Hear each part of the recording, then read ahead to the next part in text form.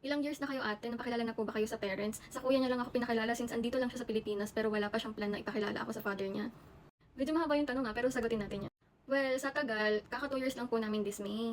Kaya yun din yung nasa vlog ko nung nakaraan. If di nyo pa napapanood, i-backread nyo na lang dyan sa TikTok ko. Or follow nyo na din ako sa Facebook kasi mas active ako sumagot ng mga comments doon. Doon naman sa pagpapakilala sa parents, yes, napakilala naman niya ako sa parents niya, and then minsan nagbi-video call kami kapag tumatawag yung family niya. Though kasama na kasi ako dun sa group chat nila, tapos si Abby din kasama na din sa group chat dito sa Pilipinas. So in short, open naman kami both sides.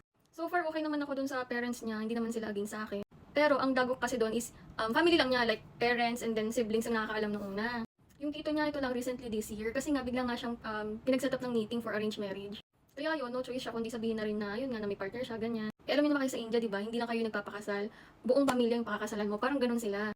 Kaya kahit yung mga relatives, parang big deal yung mga sasabihin nila, ganyan. Unlike dito sa atin na basta tanggap ng family mo, okay na yun.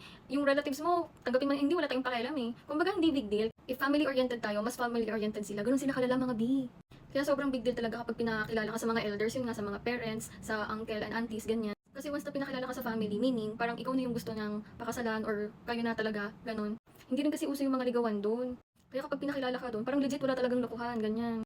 Pero hindi ko naman sinasabi na red flag na ha. Malay mo, may ibang reason yung jowa mo bakit di ka pa napakilala sa father niya. Or baka naghahanap lang ng tamang tiyempo, ganyan. Mas okay kung pag-usapan nyo. Para mas maintindihan mo kasi baka may iba siyang reason.